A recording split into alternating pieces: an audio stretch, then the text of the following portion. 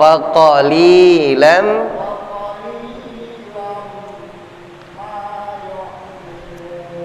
Alhamdulillah, sudah baik.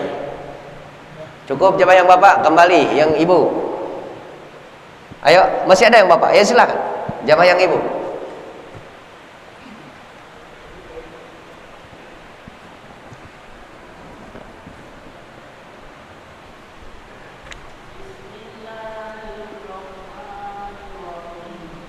Iya.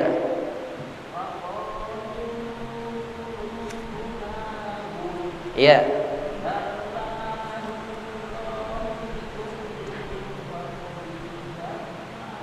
Faqalilan ma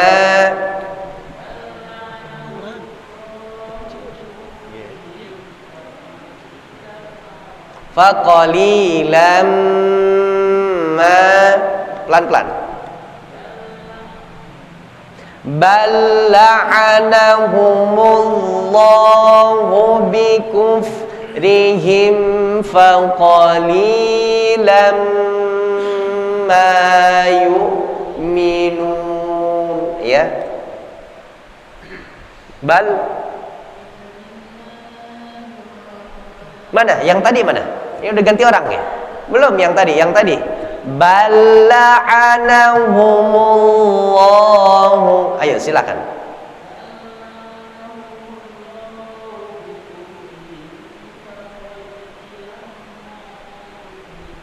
Ya. Seperti halnya kita mau belajar sesuatu agar bisa. Biasanya diawali dengan perlahan-lahan. Dulu kita belajar jalan sebelum sekarang bisa berlari. Ya, dulu ketika kita berjalan gimana kira-kira? Ditatah dulu bahkan. Ya seperti ini. Ya. Bacanya bareng dengan guru kita, bacanya dituntun, bacanya ditatah, ya, dibarengin, kemudian ditinggal dulu sendiri, masih salah dikoreksi. Semua yang ada di sini kita belajar. Kalau kita udah pada pinter baca Qur'annya, alhamdulillah, berarti bukan lagi kita duduk di dalam majlis yang seperti ini. Udah pada daftar MTQ nasional berarti kalau begitu kita. Ya, la haula wala quwata. Jangan ada rasa malu, jangan ada merasa kecil, jangan merasa ya Allah, saya belum bisa, malu sama yang lain. Enggak apa-apa makhluk. Daripada kita malu di hadapan Allah, pulang dengan 2 kain kafan kita kembali tapi belum bisa baca Al-Qur'an secara baik dan benar. Pertanyaannya, kalau begitu hidup bertahun-tahun lama banget dikasih panjang sama Allah, kemana aja Al-Qur'an nggak dipelajarin? Jangan sampai penyesalan itu datang pada saat kita sudah berkalang tanah. Datang hari kiamat baru menyesal, baru ngerasa rugi. Makanya Nabi SAW pernah menyampaikan, asyaddun nasi hasratan yaumal qiyamah rajulun amkanahu li talabil ilmi falam yatlubhu. Manusia nanti yang akan merasakan kerugian baik secara personal ataupun massal, mereka adalah, ya, kerugian ini catatannya adalah yaumul qiyamah, di hari kiamat. Kalau di dunia kita rugi, ada kemungkinan selanjutnya untung, kayak orang dagang. Ini hari rugi misalkan, atau cuma balik modal doang, keuntungan kita nggak dapat. Ada kemungkinan keuntungan di hari selanjutnya, lusaknya, pekan yang akan datang, atau hari-hari berikutnya, insya Allah ada keuntungannya.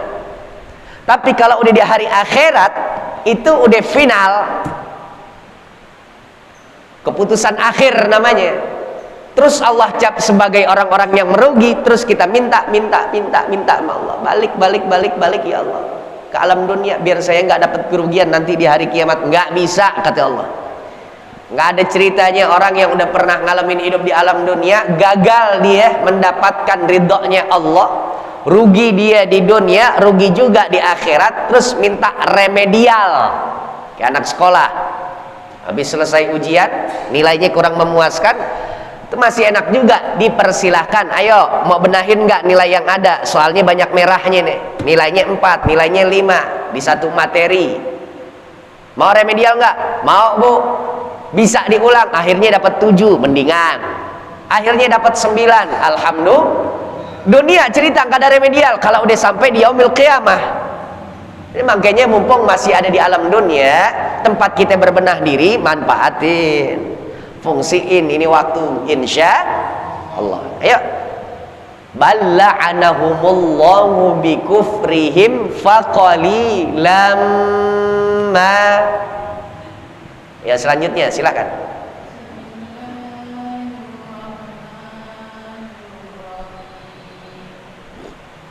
Alhamdulillah. Qulubuna, nunnya dibantu dengan alif mat asli. Qulubuna ghulf.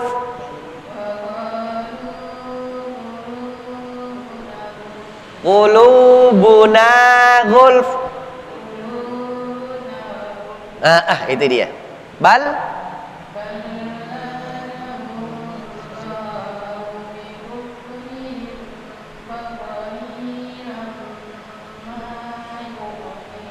bagus, alhamdulillah. Catatannya cuma tadi kurang panjang, satu harokat lagi, setengah alif lagi. Qulubuna ghulf.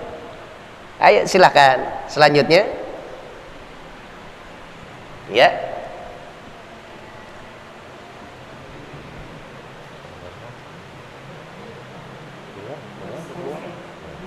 Ayo.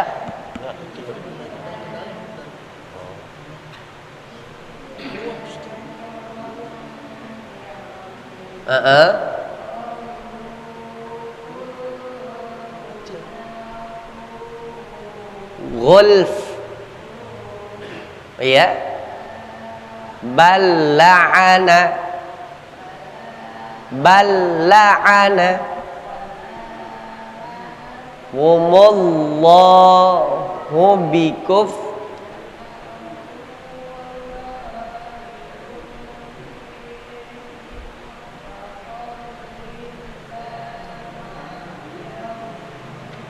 Yuk minun. Yuk. Iya, alhamdulillah. Selanjutnya. Ayo. Oh iya, silakan. Ayo.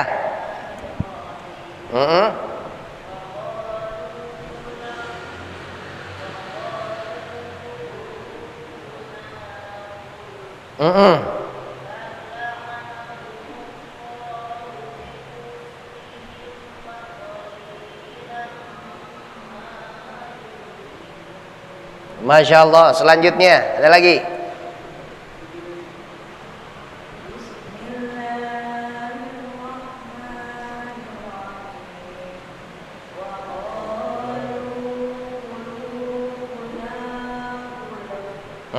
Ghulf.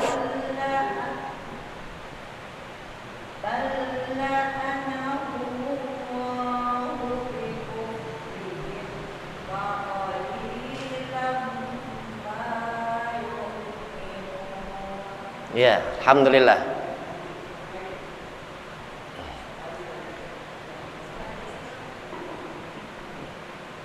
Ayah, silakan.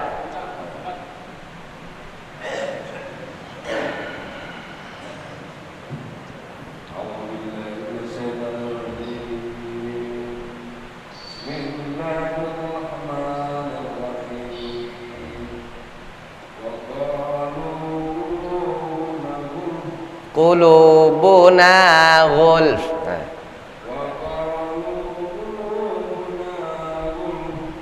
Bal la'ana.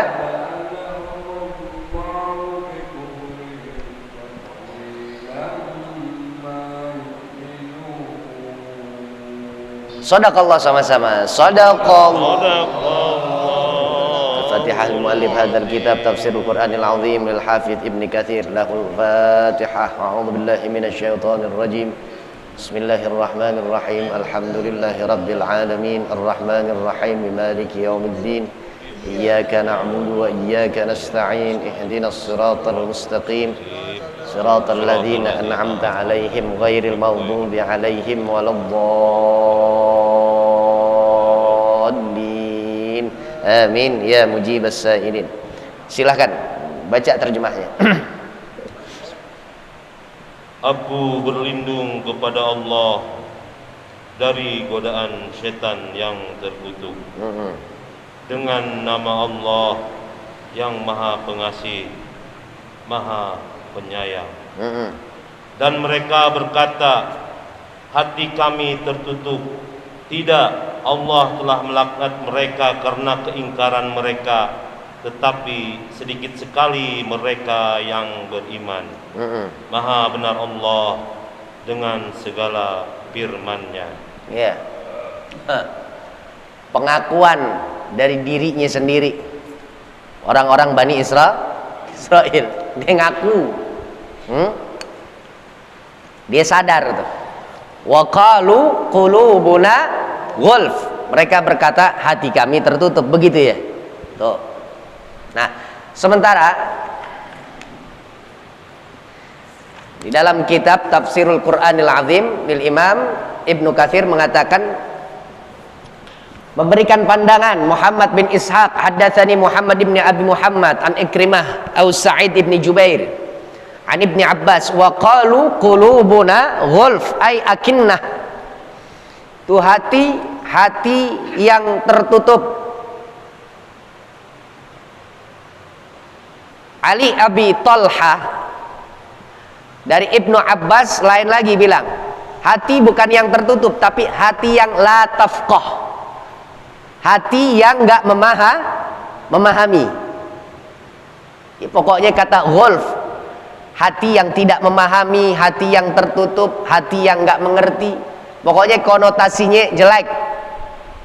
Ghulf artinya adalah tertutup. Makanya kalau ada kitab-kitab, biasanya sebelum lembaran inti, substansi daripada isi kitab, ini ada nih, namanya apa nih? Cover kita bilang. Dalam bahasa Arab bilangnya ghilaf. Apa? Ghilaf, penutup, cover. Kalau buku ada ghilafnya enak, jadi lembaran demi lembaran bisa terjaga. Tapi kalau hati nggak enak, ada ghulfnya. Hati yang tertutup, hati yang keras, hati yang nggak bisa dimasukin dengan apa aja ajakan-ajakan kebaikan. Kenapa? Hatinya udah ketutup. Makanya di dalam surah Al-A'raf tuh, ya, ayat 197 ada bunyi firman Allah Subhanahu wa taala begini. Walaqad dzara'na li jahannama katsiran minal jinni wal insi lahum qulubun la yafqahuna biha walahum a'yunun la yubsiruna biha walahum adhanun la yasma'una biha ulaika kal an'am balhum adal. Sungguh nanti Allah Subhanahu wa taala akan menjebloskan dari kalangan makhluknya yang dua, jin manusia, untuk memadati, memenuhi neraka jahanam. Apa sebabnya? Bagi mereka orang-orang yang hatinya nggak mampu memahami, punya hati tapi nggak ada belas kasih sayangnya, punya hati tapi nggak memahami apa yang dimaksud oleh Allah dalam kewajiban beribadah. Banyak ini contoh-contohnya. Contoh orang ngaku iman, ngaku Islam, tapi kosong melompong dalam catatan kehidupannya, nggak ada nilai ketaatan kepada Allah. Ada hatinya, ada hati, tapi hatinya tertutup, nggak bisa memahami eksistensi tujuan hidupnya dia adalah untuk apa, dia nggak paham. Padahal Allah Subhanahu wa taala katakan, tidaklah aku ciptakan jin dan manusia melainkan untuk ibadah. Itu dalil ayat masyhur tuh di kalangan kita. Wa ma khalaqtul jinna wal insa illa liya'budun. Hati nggak memahami, hati nggak punya belas kasih sayang. Makanya hati-hati. Ini adalah catatan terakhir kita bagi orang yang jauh daripada ulama, yang jauh daripada nilai-nilai agama. Maka nanti Allah Subhanahu wa taala akan munculkan 3 bencana katanya. Sayati 'alan nasi ummah, akan datang satu zaman kepada umatku, yafirruna minal ulama, kondisi umat manusia nggak lagi ada nilai kepercayaan kepada ulama, bahkan dia menjauhi ulama, lari dari ulama, sampai pada taraf memusuhi ulama. Yang pertama yanzi'ul barakat min kasbihim, Allah akan angkat nilai keberkahan dalam kehidupannya. Apapun niaganya Allah nggak kasih berkah. Apapun upaya dan ikhtiar yang ia lakukan di alam dunia, Allah ambil nilai keberkahan, nggak ada nilai kebaikannya. Atau kedua, yusallitullah sultanan jair, Allah akan berikan pemimpin-pemimpin yang jair, yang zalim, yang punya lahu qulub bal la yafqah, dia punya hati tapi nggak bisa memahami kebutuhan rakyatnya. Apa yang diinginkan, diharapkan, dicita-citakan oleh rakyatnya. Ini bahaya punya pemimpin yang kayak begini, ya. Bahkan rakyatnya biarin deh hidup dalam keadaan susah, tapi alhamdulillah masih juga hidup. Ini hidup udah susah, dibikin hidupnya selesai, habis kanjuruhan, gas air mata, ratusan orang melayang nyawanya. Mau siapa ke yang instruksiin? Nggak mungkin kalau bawahan nggak ada instruksi dari atasan, pasti ada perintah. Satu pelanggaran kalau ada bawahan melakukan tindakan atas kemauannya diri sendiri, nggak sesuai dengan perintah atasan, kan begitu. Disangkanya nyawa orang tuh murah banget harganya. La haula wala quwata illa billah. Punya hati nggak memahami, punya mata nggak bisa melihat dengan apa? Pandangan kasih sayang. Punya telinga nggak mampu mendengar, nggak mendengar teriakan, jeritan, tangisan rakyat, nggak mendengar keluhan warga. Ya, harus kita evaluasi ini besar-besaran. Negeri kita ini bukan negeri yang kosong melompong, nggak ada nilai kekayaan. Bohong kalau ada yang bilang begitu. Justru sebaliknya. Makanya ada yang bilang ini negeri yang gemah ripah loh jenawi gitu. Toto tentrem adem ayem kalau tata pengelolaannya baik, ya.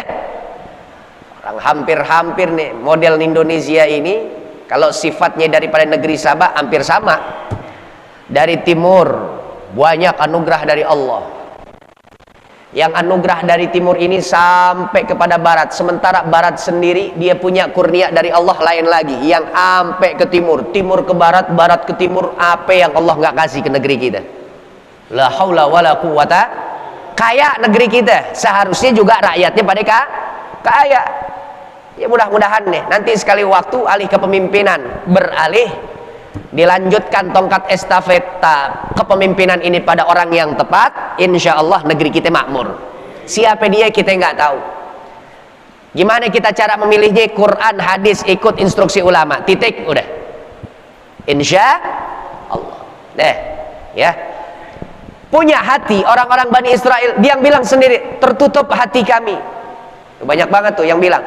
Imam Sa'di mengatakan yaquluna 'alaiha ghilafun wa huwa al-ghita. Di hatinya itu ada semacam kayak penutupnya. Qarurah itu botol. Botol biasanya paling ujungnya ada apanya? Ada penutupnya. Biar kata itu botol kosong mengharapkan ada isian tetesan air. Ini yang dikasih sama Allah bukan tetesan air, tapi selang yang isinya air deres. Nggak bakalan masuk juga tuh air ke dalam botol kalau penutupnya nggak dibuka. Persis sama kayak orang bilang begini, bagaimana bisa cara memperilakukannya Tuhan kita Allah subhanahu wa ta'ala di dalam dua sifat yang satu sama lain kontradiktif, berbeda. Allah berjanji akan mengazab hambanya yang melanggar aturan main Allah, tapi Allah sendiri katanya yang maha penyayang, maha pengasih. Maka bagi mereka orang-orang yang punya anggapan dan dugaan seperti ini, balikin omongannya. Sama seperti air yang begitu banyak di hamparan samudra yang begitu luas. Banyak gak air laut di samudra? Bukan lagi Ciliwung. Kemarin Ciliwung udah tinggal berapa meter aja udah deg-degan gitu.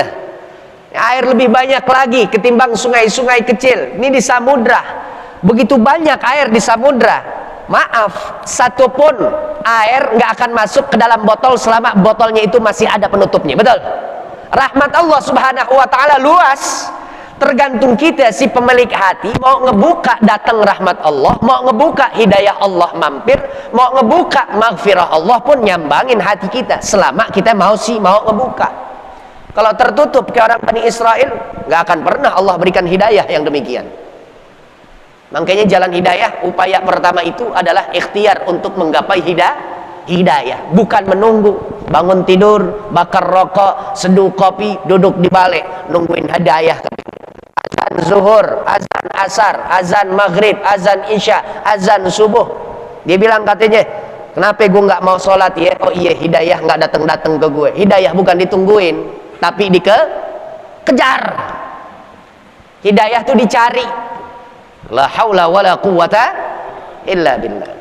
Bal la'anahumullahu bikufrihim faqalilan ma yu'minun. Bahkan Allah Subhanahu wa taala secara terang dan jelas gamblang mengatakan bahwa mereka adalah kelompok orang-orang yang dilaknat oleh Allah atas dasar pengingkarannya. Allah punya janji akan melaknat orang-orang yang mengingkari apa yang Allah turunkan kepada baginda Rasul kemudian disebarluaskan sampai gini hari kepada kita. Dilaknat oleh Allah Subhanahu wa ta'ala. Apa bentuk ancaman laknat dari Allah Subhanahu wa ta'ala? Kalau pada hujungnya tempat hanya tersedia dua, kalau nggak surga ya neraka. Orang yang mengingkari ajaran agama Allah, datangnya ayat-ayat Allah, bukti nyata yang dibawa oleh Nabi dan Rasulnya Allah, maka pengingkaran tersebut akan menghasilkan, membuahkan nilai azab yang begitu pedih di neraka. Na'udzubillah min dzalik. Jauh sebelum dari dua tempat tersebut, Allah Subhanahu wa taala akan beri percobaan dulu nilai azab. Di mana adanya? Di alam kubur, Pak. Di alam kubur. La haula wala quwata illa billah. Sebagai contoh nih, ada hadis nih. Ini baik untuk kita gelar pada saat besar-besarannya umat Islam merayakan kegembiraan datangnya bulan Rabiul Awal. Sekarang lagi musimnya bulan Maulid. Di mana aja? Masjid, musalla, bahkan rumah-rumah hunian. Ya, dengan atas dasar kecintaannya kepada Rasul, kerinduannya untuk terus memuji dan menyanjung baginda Nabi, dia buat itu yang namanya perayaan Maulid Nabi besar Muhammad sallallahu alaihi wasallam. Dan ini sebagai bukti bahwa cinta kita kepada Nabi, orang yang dipilih oleh Allah sebagai pemimpin umat, utusannya Allah yang membawa ayat-ayatnya Allah. Kalau kita ingkar dari Al-Quran dan isi kandungannya, maka siap-siap, ini orang yang terlaknat. Karena apa? Pengingkarannya. Bani Israel dilaknat oleh Allah karena pengingkarannya terhadap ajaran Nabi yang diutus oleh Allah.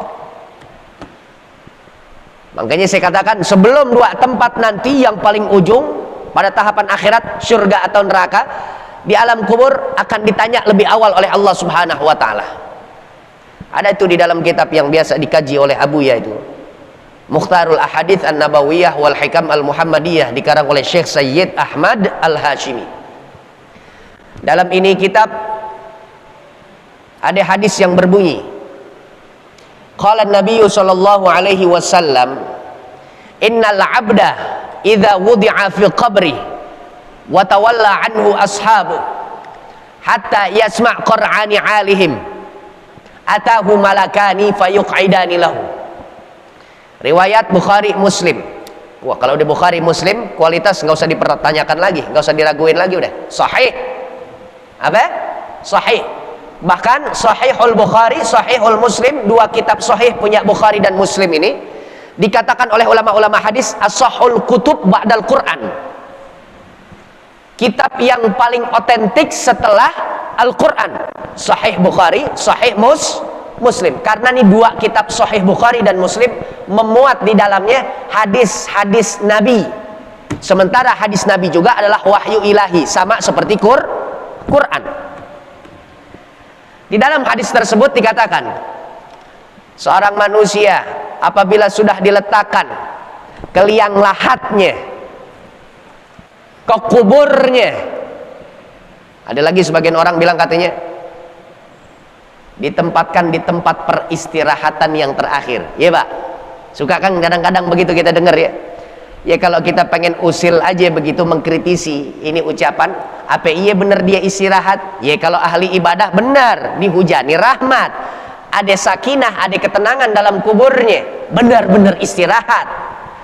Nah, kalau yang ahli maksiat, ahli durjana, apa iya dia istirahat? Nehi, kata orang India. Justru di dunia dia punya masalah, nggak mau dekat sama Allah, masuk ke dalam kubur, masalah yang lain sedang menantinya dia. Jadi nggak ada istirahat. Makanya orang bilang, kan ada yang bilang apa? Rest in peace apa? RIP. Iya, rest in peace. Artinya apa sih Pak? Ngerti nggak bahasa Inggris? Nggak ada potongannya, orang kampung Melayu ngerti bahasa Inggris. Apa artinya sih rest in peace? Beristirahat dalam damai katanya. Istirahat dalam kedamaian. Istirahat buat orang soleh benar, istirahat dalam damai, dalam ketenangan, dalam ketentraman, dalam keamanan, dalam keselamatan, dalam anugerah nikmat alam kubur. Betul? Kalau orang yang tinggalin sholat, gak mau ibadah sama Allah, rumahnya tetangga. Kalau orang tanya di mana rumahnya, di gang masjid. Gang masjid 1, gang masjid 2. Sering gak main ke masjid? Nggak, geleng dia. Oh yang kayak begini dapat istirahat dia dalam kubur. Nehi, kata Allah Subhanahu wa taala. Modal lo apa? Membuat gua untuk memberikan kenikmatan di alam kubur. La haula wala quwata. Wa tawalla anhu ashabu. Kalau udah diletakkan tuh jenazah, kemudian akhirnya diuruk lagi kan. Ditimbun dengan tanah-tanah. Ini satu hal yang harus kita yakinin. Hari ini kita masih berdiri, tumit kita, telapak kaki kita di atas tanah.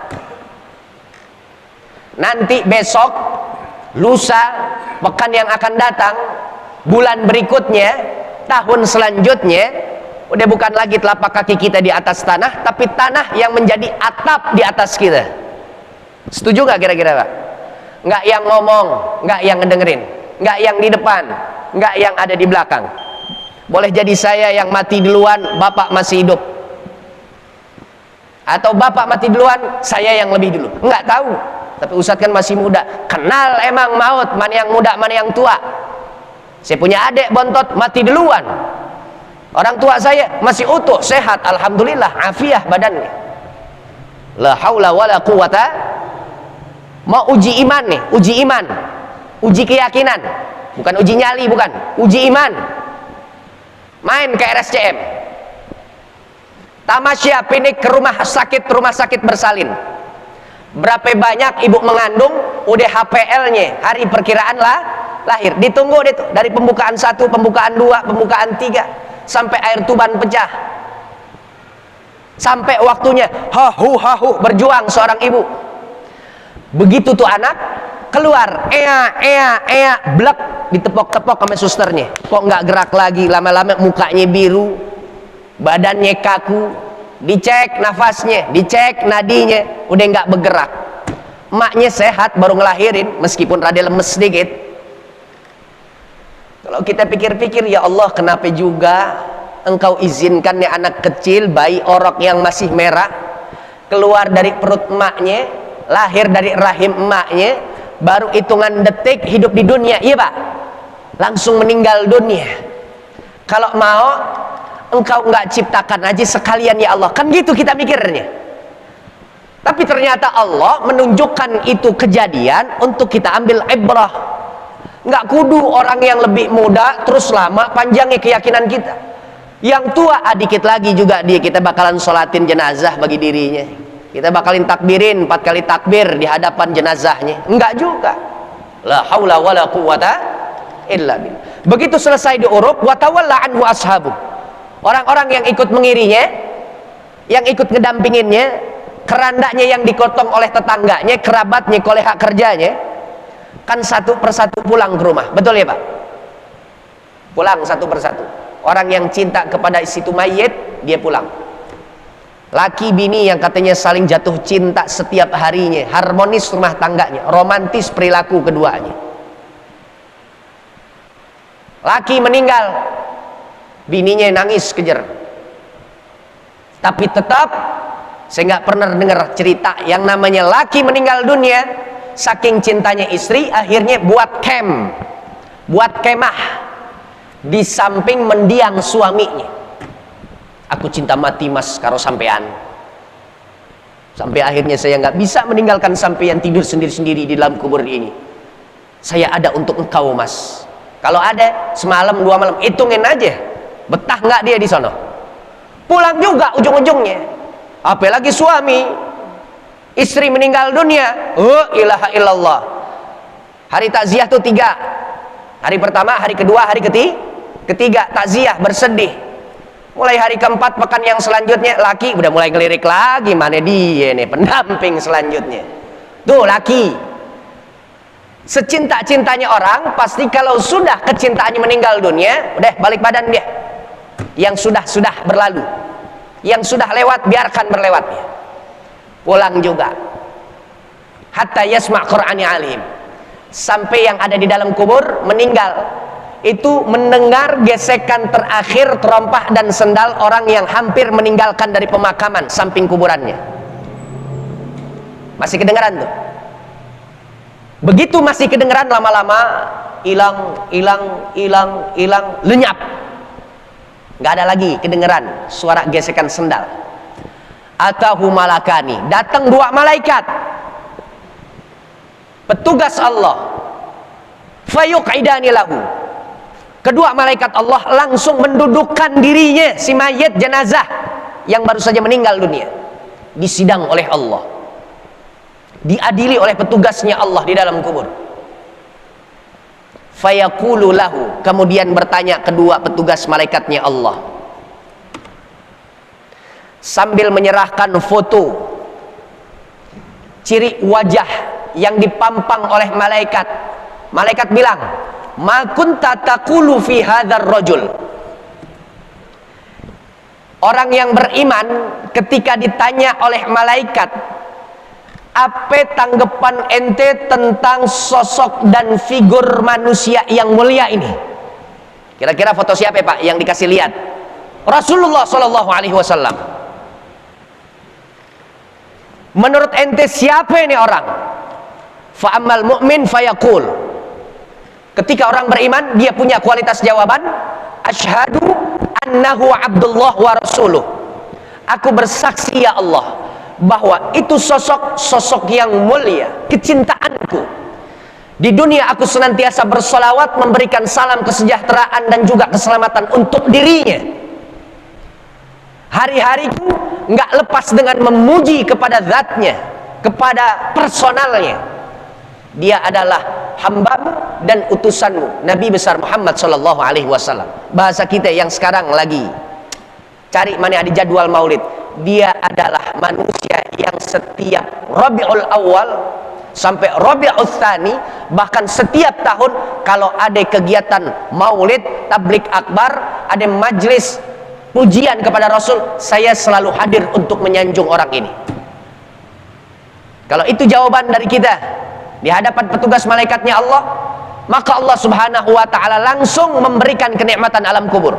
Dalam hadis tersebut dikatakan, fayusahu lahu qabruhu sab'ina dhira'an, Allah akan lapangkan dia punya kubur selebar 70 hasta. Enggak lagi hitungan 1 kali 2 meter. Kan gali kubur biasanya 1 kali 2 meter kan, umumnya manusia. Tingginya yang biasa deh 1 kali 2 meter. Tapi kemudian dibikin lega oleh Allah subhanahu wa ta'ala, ditambah lagi 70 hasta. Kita yang di atas ngelihat nggak ada perubahan, tapi yang di bawah ngerasainnya lega, nggak sempit tuh kuburan. Wayunbit lahu, dan Allah tumbuhkan tumbuh-tumbuhan pepohonan yang buahnya pada ranum. Artinya sudah mulai kenikmatan Allah berikan pada tahapan alam barzah orang yang demikian, orang yang beriman. Wa ammal kafir awil munafik. Sementara gelombang yang kedua, kelompok yang selanjutnya, orang kafir dan orang munafik. Pertanyaan sama, nggak ada beda dengan pertanyaan orang beriman tadi. Ma kunta taqulu fi hadzal rajul. Ente lihat deh coba nih. Ente kenal nggak sama ini orang? Ente petugas malaikat. Pernah tahu nggak siapa ini orang? Orang kafir, orang munafik, dia punya jawaban yang nyinyir. Orang kafir, orang munafik. Jadi bukan di dunia doang dia suka mencaci maki umat Islam. Bukan hanya di dunia doang nih, punya ucapan-ucapan yang selalu salah, hoax yang selalu dia tebar.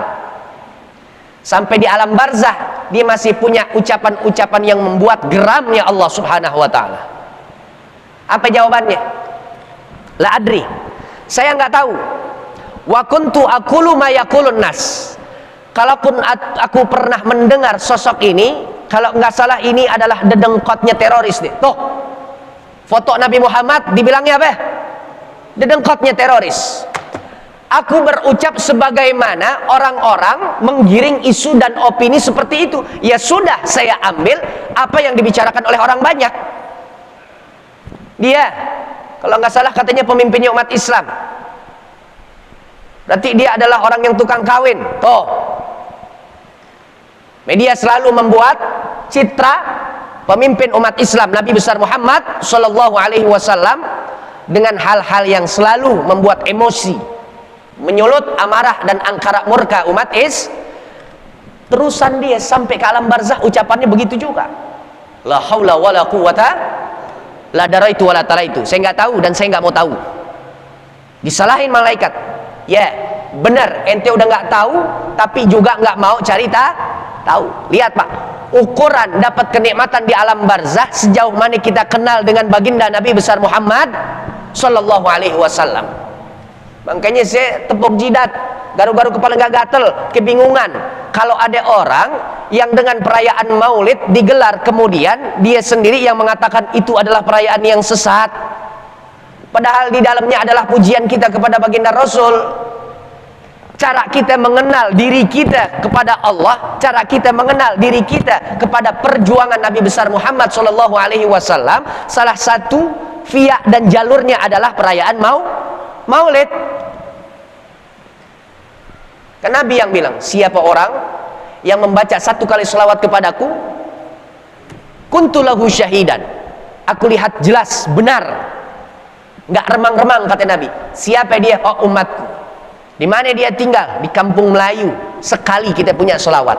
Apalagi kalau kita hadir dalam majelis maulid, berapa kali kita disebut nama Muhammad, Allahumma sholli ala sayyidina Muhammad. Disebut Rasulullah, Allahumma sholli ala sayyidina Muhammad. Disebut Habibullah, Allahumma sholli ala sayyidina Muhammad. Disebutnya Al-Mustafa, Allahumma sholli ala sayyidina Muhammad. Yang kita dengar riwayat maulid dari Nabi masih kecil, masih dalam kandungan, sampai terlahir, sampai masa kecilnya, sampai remaja belianya, sampai dewasanya, sampai usia 25 nikah sama Khadijah 40 tahun, diambil oleh Allah Subhanahu wa taala nilai keutamaannya, kemudian diberikan kepada Rasul dengan pengangkatan risalah kenabian kepada Rasulullah. 40 tahun, 13 tahun masa di kota Mekah, 10 tahun masa di kota Madinah, masa kenabian 23 tahun, meninggal dunia usia 63 tahun. Harus tahu kita untuk menjadi modal jawaban kita ketika dipampang oleh malaikat, siapa ini orang? Kita bisa jawab dan kita melihatnya, oh Rasulullah itu adalah orang yang bukan asing bagi saya ya Allah. Kita bisa sebut dengan kemuliaan yang ada dalam diri Rasulullah. La haula wala quwata illa billah. Ukurannya. Jadi sekarang lagi musim maulid, kejar deh maulid di mana kek. Ya, apalagi masih dalam ruang lingkup kecamatan kita. Gampang, ada roda 2 kita jalan jerang. Ya. Nggak tahu nih, nanti insyaallah akan ada kabar lanjutan. Kita punya masjid kapan deh? Ya, paling hitungannya ya November Desember kali. Ya, mudah-mudahan waktunya nggak lagi hebat-hebatnya curah hujan tinggi, jangan ya. Insya dulu pernah tuh perayaan maulid kalau nggak salah juga yang panggil Habib Rizik di sini ya. Habib Rizik pulang pakai perahu karet, masih ingat nggak Pak? Pas MBY dulu ya, Majlis bin Yahya ya, Habib Rizik di sini, air udah di atas dengkul kali di depan La haula wala quwata illa billah. Cinta kepada baginda Rasul dan ajarkan anak-anak kita untuk kenal siapa Nabi Muhammad. La haula wala quwata illa billah. Orang kafir, orang munafik begitu salah jawabannya, langsung Allah Subhanahu wa taala perintahkan kepada dua malaikatnya. Pukul dia nih orang. Fayudrabu bimitraqin min hadidin. Dipukul oleh malaikat dengan gada besi yang besar. Dorbatan, sekali pukul aja. Di mana? Baina udunaihi, di antara kedua telinganya. Di sini nih tepatnya. Telinga, kuping, di sini tengah-tengahnya. Dihantam sama malaikat kubur. Bam.